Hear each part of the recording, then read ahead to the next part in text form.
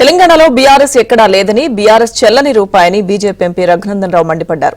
వ్యక్తిత్వ హననానికి పాల్పడుతున్న పెయిడ్ బ్యాచ్లపై కేసులు నమోదు చేయాలని ఆయన డిమాండ్ చేశారు.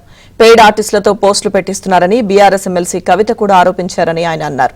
ఇక తెలంగాణలో బీజేపీ ఒంటరిగా బలపడుతోందని, కేసీఆర్ కుటుంబంలో పంచాయతీ ఉంటే వాళ్లే తేల్చుకోవాలని, ఇందులోకి బీజేపీని ఎందుకు లాగుతున్నారని రఘునందన్ రావు ప్రశ్నించారు. దొంగనే దొంగ దొంగ అని అరిచినట్టు కొంతమంది దొంగలకు జీతం ఇచ్చి రాపిచ్చి వాటిని పొద్దులేగానే అన్ని యూట్యూబ్ ఛానళ్లలో తెప్పించి వ్యక్తిత్వ హననానికి పాల్పడుతురు అని రఘునందన్ రావు మాట్లాడితేనేమో తప్పు అనిపించింది చాలా మందికి. కానీ నిన్న వాళ్ళ ఇంటికి వచ్చినామని చెప్పింది, వాళ్ళ చెల్లెనే చెప్పింది. వేరే దేశాలలో పెట్టి వ్యక్తిత్వ హననానికి పాల్పడుతురు, ఆడబిడ్డను మీ ఇంటి బిడ్డను నా వ్యక్తిత్వాన్ని హననం చేస్తే కూడా ఇది చేస్తలేరా అని నేను రాష్ట్ర ప్రభుత్వాన్ని ఈ సందర్భంగా సూటిగా అడుగుతా ఉన్నా. ముఖ్యమంత్రి గారిని వ్యక్తిత్వ హననం చేసిర్రు, నన్ను చేసిర్రు, ఆఖరికి ఆ ఇంటికి వచ్చిన ఆడబిడ్డ అని చెప్పుకున్నామే నిన్న ఆమె చెప్పింది. వేరే దేశాలలో పెట్టి వ్యక్తిత్వ హననం చేస్తా ఉన్నారు, పెయిడ్ బ్యాచ్ల్ని నడిపిస్తున్నారని.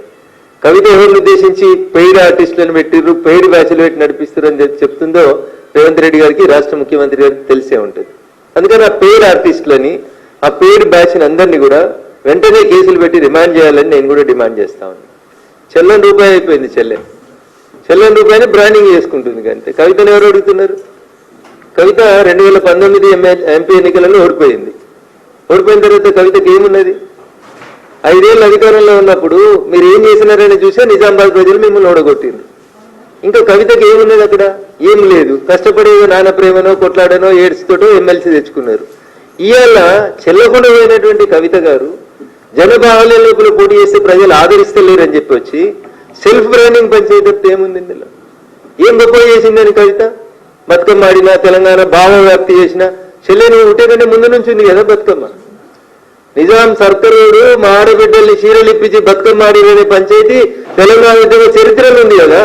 చెల్లె బతుకమ్మ ఆడితే బతుకమ్మ, బతుకమ్మ ఆడకపోతే బతుకమ్మ కాదని ఎవరు చెప్పారు? So there is no brand for Kavitha, no brand for KTR, nothing is there for TRS. ఏం లేదు టీఆర్ఎస్ కి. పొత్తులు మీరే పెట్టుకుంటారు. 2004లో ఒక పొత్తు, 2009లో ఒక పొత్తు, 2014 తెలంగాణ వచ్చింది. ఏం చేసిర్రు? మేము విలీనం చేస్తాం, మాకు దర్శనం ఇస్తే చాలు, మమ్మల్ని కాళ్ళు మొక్కని ఇస్తే చాలు, మొత్తం కాందాని వస్తామని పోయిర్రా పోలేదా? దండం పెట్టిర్రా పెట్టలేదా? ఫోటోలు దిగిర్రా దిగలేదా? పొత్తులు మీరే పెట్టుకుంటారు, విలీనాలు మీరే చేసుకుంటారు, మీరే ప్రకటనలు చేసుకుంటారు, మీరే ఆలింగనాలు చేసుకుంటారు. పోనీ ఎన్నడైనా బీజేపీ తోటి మీకు మాకు ఏమైనా పొత్తుందా?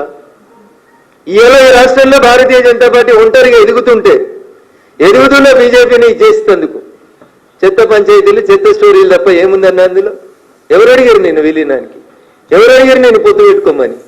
నీతో పొత్తు పెట్టుకోవాల్సిన అవసరం మాకేముంది? భారతీయ జనతా పార్టీ బీఆర్ఎస్ కలిసి పనిచేస్తున్న అనేది ఈ రోజు దాకా వాళ్ళు పుట్టిన 25 ఏళ్లలో ఎన్నడూ జరగలేదు. నాకున్నటువంటి అంచనా, నాకున్నటువంటి అవగాహన మేరకు భవిష్యత్తులో కూడా అట్లాంటి స్కోప్ లేదని నేను అనుకుంటా ఉన్నా.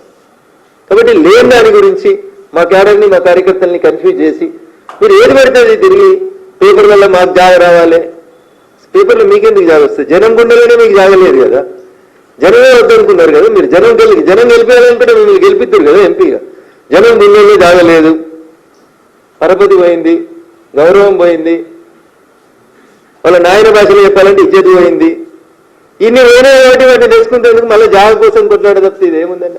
కాబట్టి మీరు మీ కుటుంబ పంచాయతీ ఏమంటే తలపెట్టుకుని ఫామ్ హౌస్ లో తెలుసుకోర్రి, మాకు అభ్యంతరం లేదు. కవిత కొత్త పార్టీ పెడుతూ అనేది నాకున్న సమాచారం. నేను ఆ రోజు కూడా మీలాంటి మీడియా మిత్రులు అడిగితే చెప్పింది ఏంటంటే ఆమె నో పాయింట్ ఆఫ్ రిటర్న్ దాకా వెళ్ళిపోయింది, ఇంకా అతికేది లేదు ఆ సంసారం, కాబట్టి విడిపోతుంది.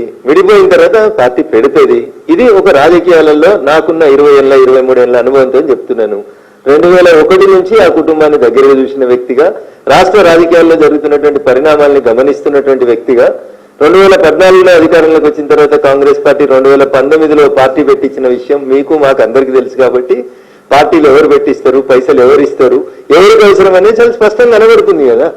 పాలనే నీళ్ళని తెలుస్తుంది, నా నోట్లోకి వెళ్ళేది కానీ చిట్చాటు కాదు. I'm speaking openly. వారసత్వ పంచాయతీ, పైసల పంచాయతీ, రేపు మళ్ళీ ఎప్పుడైనా భవిష్యత్తులో వస్తే అన్నీ అన్నకైనా నాకేం లేవా అనేది పంచాయతీ.